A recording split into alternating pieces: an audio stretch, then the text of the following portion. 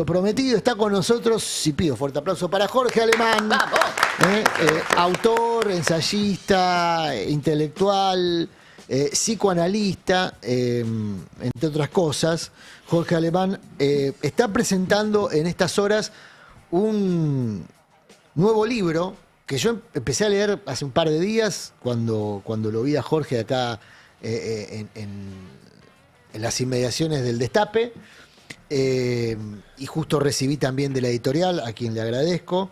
¿Cómo se llama la editorial que edita en Argentina? NET. NET. Es la editorial de un argentino en Cataluña, en Barcelona, pero que tengo la suerte de que distribuyan allí también. Bueno, Neoemperadores, el goce del poder. Claro. Donde combinás varios conocimientos Sí. e inquietudes, porque Sí. te haces preguntas también a Sí. lo largo de este libro, por lo menos en la primera parte que estoy leyendo, y abordás este fenómeno de las derechas Sí. y de los liderazgos de derechas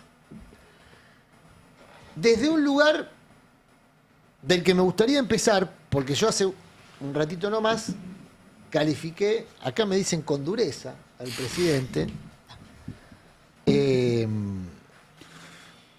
a partir de esta pulsión que tiene el presidente de usar, por ejemplo, alegorías sexuales, en general de sodomías sexuales, no solamente no, porque busca ese tipo de imágenes. Sí. ¿Milei es uno de los que goza del poder o es uno de los que sufren el poder dentro de este ecosistema de derechas? Y en tal caso, ¿cómo describirías la psiquis del presidente, si Bueno, podés? gozar del poder. El goce, digamos que es una teoría lacaniana, que tengo una forma lacaniana de pensar el goce, no es solo placer. Hay que distinguir placer de goce. Si vos me preguntaras si siempre siente placer, no. El goce también tiene un costado de sufrimiento, un borde de sufrimiento. Porque en el goce hay un montón de elementos que se repiten, que son compulsivos, que tienden a llevar al sujeto más allá de su propio límite. Así que el goce no es necesariamente un equilibrio. El goce tiene un costado oscuro, digamos. Luego, a mí nunca me ha interesado mucho individualizar patológicamente a estos nuevos neoemperadores, a los que no considero necesariamente una etapa histórica. Es una hipótesis de trabajo de que esas formas de poder actualmente están presentes. Pero sí, en cambio, estoy bastante seguro de que ciertas barreras neuróticas, el neurótico que tiene que tener en cuenta qué piensa el otro, cuáles son las condiciones normativas que rigen el lugar donde está. Por ejemplo, supongamos, estamos acá y hay ciertas reglas que no vamos a violar. Vos estás invitando a un señor que no se le va a ocurrir subirse a esta mesa y tirar el mate contra la pantalla, ¿no? Estaría fantástico. Estaría, sí, pero ya... Viral. Si lo querés hacer. Pero incluso si lo haría como parte de una performance, ¿no? No sería algo ¿Pero que... qué cuenta esa performance? Porque Milei es hijo de esa performance. Es un producto político de esa performance. Es un producto político, pero digamos que la tiene bastante incorporada. Él ya tiene en su propia estructura condiciones para que esas barreras Sí. no funcionen. No es que no funcionan solo en sus actos, no funcionan tampoco en su discurso. Él puede decir una cosa, la contraria. Ok, Esa es una entonces, característica muy... creo que estamos entrando en el tema, creo yo, más discutido de la política desde hace varios años con las nuevas derechas. Hay algo de performático, es decir, las redes sociales obligan a correr límites que parecían inamovibles de lo asible. Sí. Vos dabas recién un ejemplo. A mí no se me ocurriría tirar un mate a la pantalla, Sí. pero eso se haría viral. Por lo tanto, si vos querés ser viral, sería recomendable hacerlo. Pero en tu personalidad no sería creíble. Bueno, además si lo hiciera todos los días ya empezaría a ser tomado como un rasgo mío. Claro, pero para eso tiene que haber algo de credibilidad en la acción. Sí. Que no se note lo performático. Digamos. Sí, A Milei sí. se le creyó el outsider. Por sus formas, por su grito. Y en general las nuevas derechas tienen esa capacidad, me da la sensación. Se le creyó, perdón Adrián, se le creyó el outsider porque se tendió a pensar con categorías anteriores Ok. que las nuevas derechas eran distópicas, disruptivas, cuando lo que están haciendo es construyendo una nueva normalidad. Trump es una nueva normalidad, Milei es una nueva normalidad. Una normalidad donde las cosas que regían antes, bueno, esto es una contradicción, esto no se puede decir de esta manera, esto no se puede hacer, sí se puede. Sí se puede hacer. Pero ellos la pueden hacer. Ahora, te traigo a una figura política que está bien rankeada, Axel Kicillof. Sí. Si Axel se pudiera hacer lo mismo que Milei, porque un consultor le dice, eso es lo que viraliza, tiendo a creer que nadie le creería. Bueno, como Larreta andando en... O a Larreta andando haciendo surf. Haciendo surf, claro. O sea, no es un método que es aplicable a cualquiera, eso pregunto. O sí, o vos considerás que... No, se puede hacer a partir del momento en que has reunido la suficiente capacidad de poder. Es decir, el poder es por definición nihilista. Quiere decir, el poder no se atiene a ninguna regla en donde uno pueda decir esto es contradictorio o esto no tendría que ser dicho. El poder actual se conforma de tal manera que ha desplazado muchísimas de las barreras. Si Axel llegara a tener ese poder, ya la cosa, tu pregunta sería distinta, pero el camino de Axel para llegar al poder no es practicando este tipo de situaciones, ¿no? ¿Y se puede llegar al poder sin practicar las situaciones que viralizan? No lo sabemos.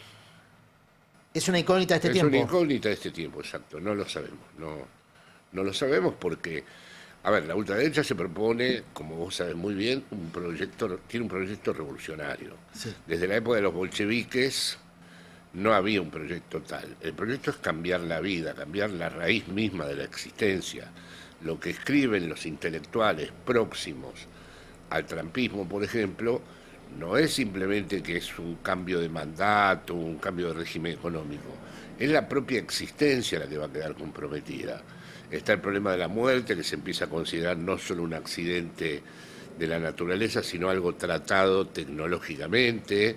Está la idea de cómo tiene que ser este nuevo sujeto, que no tiene que depender ya de lo que ellos llaman la catedral, es decir, las estructuras institucionales públicas.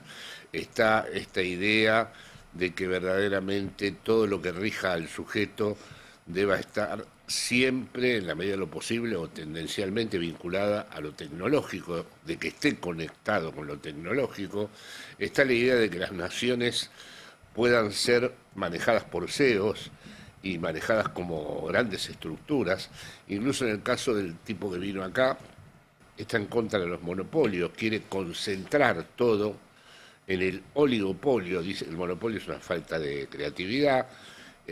Bueno, en fin, ahí hay un montón de aspectos que revelan que no se trata simplemente de un estilo neoliberal, sino que por primera vez el neoliberalismo nunca se planteó generar una filosofía consistente. Ahora, a través del aceleracionismo, que además en muchos casos vienen de la izquierda, en particular de Deleuze, Nick Lang, por ejemplo, el aceleracionismo sí se plantea construir una vida de acuerdo a lo que va a venir. Estos neoemperadores, de algún modo, son la continuidad del libro anterior sobre ultraderechas, donde Sí. vos plantás la escena, digamos, ¿no? Contás lo que hay en la escena. Sí, Y ahora focalizás en los protagonistas sí. de esa escena, que son los neoemperadores. ¿Cuáles son sus pies de barro, digamos? Porque uno los ve poderosos, vos los planteás como personas poderosas, Sí, pero toda persona poderosa tiene pies de barro. ¿No? claro, a ver, yo un poco rectifico a Tony Negri, por el que siento admiración particular, además lo conocí personalmente. La idea de Tony Negri del imperio era que se expandía transversalmente el imperio. Describía el neoliberalismo, Claro, ¿no? y que no había centro, y que no había más Estado-Nación, y que incluso el imperio era distinto del imperialismo, y que era una nueva forma del capital en donde su reproducción ilimitada impedía que hubiera un jefe distinguible, ¿no? Esa fue una idea muy importante para él porque él le veía al imperio la posibilidad de ser revertido por la multitud, el cognitariado y todo eso. Inesperadamente hubo una vuelta, un retorno a algo que volvió a recentralizar en determinadas personas el poder imperial, ¿no? Habría que discutir si esas personas son solo las de Occidente o si hay algo del neoemperador también en Putin y en La Xi Jinping. escena del día es Xi Jinping casi que recibiendo el trasvasamiento de mando global de Donald Trump. Sí. La escena que uno vio en China, Trump está visitando a Xi Jinping en China. No lo recibe. Trump lo llena de elogios. Xi Jinping dice, creo hoy, publica esta palabra en New York Times, lo trata con firmeza. Uno es presentado como un adulador y el otro como una persona firme, Xi Jinping. Sí. Y en esa firmeza, lo primero que le dice Xi Jinping es, charlemos lo que quieras, pero Taiwán es un límite vertical, es la línea roja. Sí. O sea, le impone condiciones. Y la postura de Trump es alguien que le está entregando la llave del auto. Total. Bueno, yo Ahora- en mi librito sugiero, el nuevo emperador se rige por zonas. Trump estaba en la zona de Jinping, como también Venezuela cayó en la zona Trump, y nosotros estamos en la zona ¿Y eso se Trump. están repartiendo el mundo en este este diálogo momento, que sí. tenés con Negri? Sí, sí, pero se lo están repartiendo como un dato previo a la guerra, A que la condiciona ese reparto de una manera... O sea, se lo están repartiendo en la época en que consideran que la guerra es inevitable, que los principios de regulación que iban a evitar la guerra no funcionan más. Y bueno, está la idea de que el capitalismo siempre negocia todo y se reproduce a sí mismo, entonces no va a haber guerra, pero eso ya es mucho más frágil. Y el rol que nos toca a nosotros en esa guerra, ¿cuál sería? Dios, no. Libre, guarde. No. No, bueno, pero a ver, Milei, si la guerra ocurre ahora y estamos gobernados por Milei nos involucra en la guerra. De hecho, nos involucra en guerras en las que ni siquiera nos consideran. Busca involucrarnos en guerras en las que no tendríamos ni siquiera Adrián, yo vínculos creo que la geográficos guerra lejanos. próxima considera una gran parte de la población simplemente como sobrante. O sea, como material humano a disposición de la eliminación. La próxima guerra va a ser una guerra... Ya vamos a decir, este sistema, a raíz de como sería para Marx la tendencia decreciente de la tasa de ganancia, considera a millones de personas como que están de más. Así que la guerra funcionaría no alistando e incorporando a mucha gente, sino que es una guerra técnica, nuclear, y en todo caso, si no es el fin de la especie, es un cálculo sobre cómo ese poder nuclear no termina con todo, ¿no? Y Es una guerra bélica y es una guerra económica. La guerra económica ya está, pero en Eso la guerra sí. económica parece ser, según lo que dicen los entendidos, que el jaque mate está a punto de darlo China. Sí. Por lo cual los halcones, esta es una situación un poco peligrosa. Hace años que vos no ves nada que diga Made in USA. Ustedes son muy jóvenes, pero nosotros Sí, sí, íbamos existía eso. al 11 Sí, sí. y compramos, mirábamos si el vaquero Lee decía Made in USA. Sí. Era nuestro Después empezó a ser Made in Taiwan. Taiwán. Made in Taiwan. Cuando USA empezó a financiar a Taiwán Bueno, contra... USA no tiene China. Made in en nada. Cierto. Entonces, interiormente está muy frágil. Está en un proceso, vamos a decir, socialmente delicadísimo, de licuación interna. Lo que tiene es un gran poderío nuclear. Entonces, ¿cómo se conjuga un país que tiene un gran poderío nuclear con un país que tiene un gran poderío económico? Porque el concepto, si Marx se levantara ahora, vería que el concepto de planificación de él fue útil. Es el aspecto que tomaron los chinos, que todo deba ser planificado y les funciona. Estamos hablando con Jorge Alemán, del cual podemos, como ustedes se dan cuenta, hablar de cuestiones más profundas o más epidérmicas de la política y Sí. de la vida en general. Vamos a rascar un poquito la epidermis. Bueno, Porque vos seguís, por supuesto, vivís en España, tenés una vida afincada allí, pero seguís la actualidad de la Argentina minuto a minuto. Y sobre todo en el campo popular, porque abrevás en el campo popular y porque te interesa, me imagino, verlo reconstruido. ¿En qué etapa de ese proceso de reconstrucción ves al campo popular después de las derrotas? Bueno, en primer lugar te debo decir, Adrián, con toda sinceridad, Sí. que nunca percibí que en Argentina se tomaran en serio que hay una ultraderecha mundial con un proyecto de dominación. O sea, siempre sentí que era más potente la lectura interna. Son cipayos, es la derecha antiperonista, bueno, en fin, todas las caracterizaciones que ya conocemos, que son ciertas, pero me parece que para entender el fenómeno que se vino, y eso ya me pasaba en el periodo anterior, donde encontré una cierta soledad en la interlocución, me decían, claro, es el colonialismo, el cipallaje, la derecha gorila. Bueno, no, pero hay un enclave internacional del cual este tipo que gobierna aquí es una figurita importante para ellos. Después, qué uso le van a dar, hasta dónde van a llegar las cosas, sabemos la volatilidad que tiene hoy en día el valor de uso en la política, ¿no? Entonces, este asunto es muy importante porque no creo que se pueda organizar nada serio en Argentina si no se asume a la vez cuál es su lugar internacionalmente en esta confrontación. Es decir, hoy en día en la Argentina, si tiene que haber un proyecto político, no puede ser solamente electoral, tendrá que estar vinculado a los movimientos sociales y a la vez tendrá que tener una interpretación del mundo. Porque si no, realmente, si no están anudadas estas tres cuestiones, me parece que, por ejemplo, es aliado de Estados Unidos, Argentina, y de Israel. ¿Qué otras alianzas tiene? ¿Cómo las podría asumir? ¿Cómo las podría asumir sin que eso significara el abismo para el gobierno que las asuma? ¿Por qué, entiendo, no ves reproducible la experiencia emancipatoria de principios de este siglo en este contexto global? ¿Fue exitoso el dispositivo que combinó persecución judicial, el lawfare con el financiamiento de nuevas tecnologías políticas? ¿Todo eso desarmó esa posibilidad o está latente? Esa posibilidad que se expresó a principios de este siglo con esa imagen tan potente. El no a la ALCA. Sí, el no a la ALCA. Yo creo que tuvo grandes gestos, es una época memorable para todos nosotros. No es reproducible. Pero no desarmó. Es decir, cuando uno, por ejemplo, me he vuelto a releer mi amigo Piña, el libro 1976, y a pesar de que conozco día a día eso, y a pesar de que, digo, esto no se reabsorbió nunca.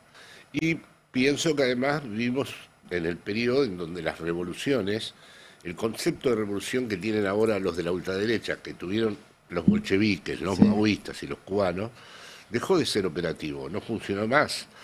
Entonces, ¿cómo se constituye una autoridad política en el neoliberalismo? No fue resuelto.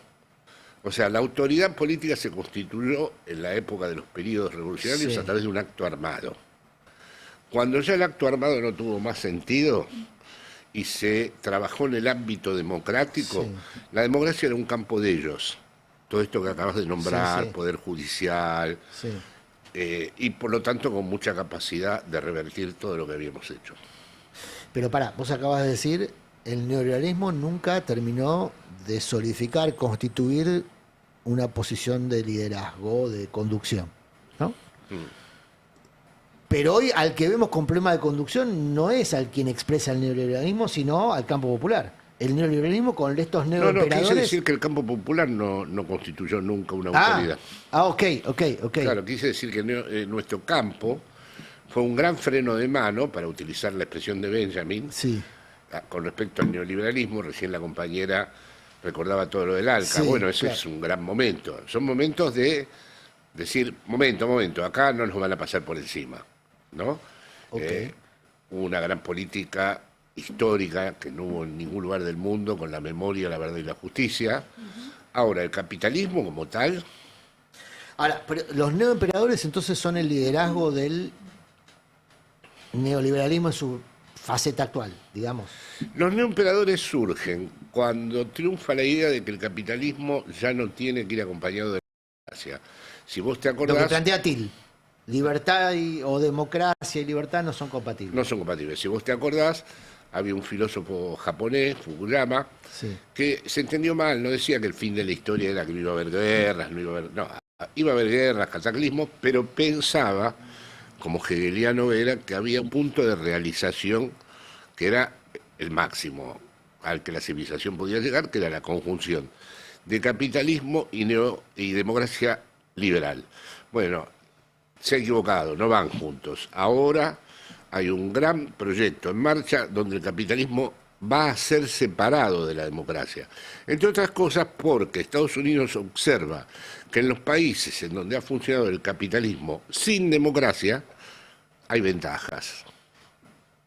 Ok, entonces vuelvo a la pregunta de hace un ratito. ¿Qué se hace desde el campo popular con esta amalgama tan bien, tan ampliamente dispuesta, digamos? En primero, pero acá hablo muy en primera persona, Sí. no darte el gusto de De darme una respuesta. No, eso estaría muy bien. No, yo tengo mi humilde respuesta, es la interna por empezar. O sea, ver este mundo Sí.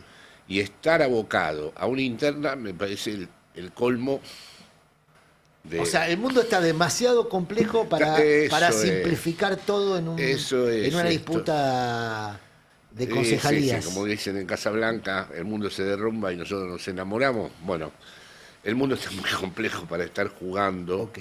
Ahora, en una interna. te planteo una charla que tuvimos ayer con Carla aquí al aire. El campo popular ha demostrado que sin liderazgo nítido no tiene dirección, no tiene sentido, no puede establecer un sentido de representación, porque la representación acuerdo. la establece el liderazgo. Es decir, el peronismo, en su tradición movimentista, se adapta a el sentido que le otorga el líder. Si el líder tiene un sentido progresista, Claro. distribucionista, productivista, pues tendrá esa fisonomía. De acuerdo. Si tiene un liderazgo neoliberal, Menem, tendrá la fisonomía del neoliberalismo. De acuerdo. Bueno, ¿se puede plantear una alternativa a Milei sin definir el liderazgo? No, ¿Y cómo se define el liderazgo sin interna? no, tiene una interna. Y entonces estamos en la trampa de la interna sin fin. No, pero la interna tiene que tener una nobleza que tenga en cuenta a qué nos estamos enfrentando mundialmente. Yo no digo Ok. que digan de entrada, bueno, sí, vas vos. No, puedo entender las tensiones, puedo entender, pero como decís vos, como hay que definir un proyecto, que esta vez no puede ser un proyecto tibio, pero que a la vez tiene que tener una autoridad, tiene que construir una autoridad, porque si no en 2 días lo destruyen. Y para construir una autoridad en este país es muy complejo para aceptar una autoridad política. Es un país donde la autoridad política es muy fácil de resquebrajar, ¿no? Por lo tanto, entre que el que se propone tiene que construir una autoridad política y ver si tiene el acierto de poder constituirla, no se puede generar una interna feroz. No se puede, se puede decir, che, yo tengo esta opción, vos tenés esta, pero llega un momento en donde no podés que estar un tipo en un acto y sale una bandera. Sí, lo que pasó ayer. Eso que pasó ayer, por ejemplo, me duele. Me duele cuando yo le digo a alguien, le hice una entrevista a Axel en Madrid, ahora que fue por el presidente, y me manda un cartel Cristina Libre. Y digo, pero a ver, ¿qué tiene que ver una cosa con la otra? Yo estoy totalmente, me sumo a Cristina Libre. Es más, creo que el símbolo mayor de la ultraderecha que gobierna en este país es que ella esté presa. Pero no veo este derrotero a través del cual esto sea como que hay una conducción en Puerta de Hierro, que en este caso está Sí. en la calle San José, y entonces están los que hacen obstáculo a esa conducción, que sería el caso de Axel. Esa lectura no me parece una buena manera de entender esto. Bueno, hay una propuesta concreta que surge de esta charla que es tratar de mirar lo que pasa en el mundo para hacer política pensando en qué mundo se hace política y tratar de, ¿no? de salir de la lógica periférica, que en general es la que determina la política doméstica, ¿no? Un poco ese En es- Argentina hay una tendencia a la interna. Una ventaja que tienes, vos no te enterás casi de cómo va la guerra mundial acá. Claro, así. claro. Es decir, vos no sabes muy bien si... el Pero, mundo- pero te enterás cuando vas a sacar nafta. Claro, un día vas... Vas a sacar la nafta y... Cuando vas a pero un día puedes ver un hongo que... Claro, qué sé yo, y decís, claro. bueno, ¿qué está pasando? Porque no... pero estoy totalmente de acuerdo con lo que has dicho antes. En la interna actual, este me parece un dato importante. En la interna actual no se puede dejar de considerar en qué situación mundial estamos. Claro. Para profundizar en qué situación mundial estamos, sobre todo con esta expansión de neoemperadores, recomiendo enfáticamente el libro de Jorge Alemán, Neoemperadores, el goce del poder, que ya está publicado en Argentina, ¿verdad? Sí, sí. Ya se consigue en Argentina. Y recomiendo leerlo o como secuela si leíste el anterior, y si no, como parte de una unidad conceptual, ultraderechas y neoemperadores. Sí, gracias. Hay que leerlo juntos, porque son dos episodios de la misma película que está en desarrollo. Gracias, Tal cual. Jorge. Gracias a ustedes, gracias a vos, Gracias. Adrián.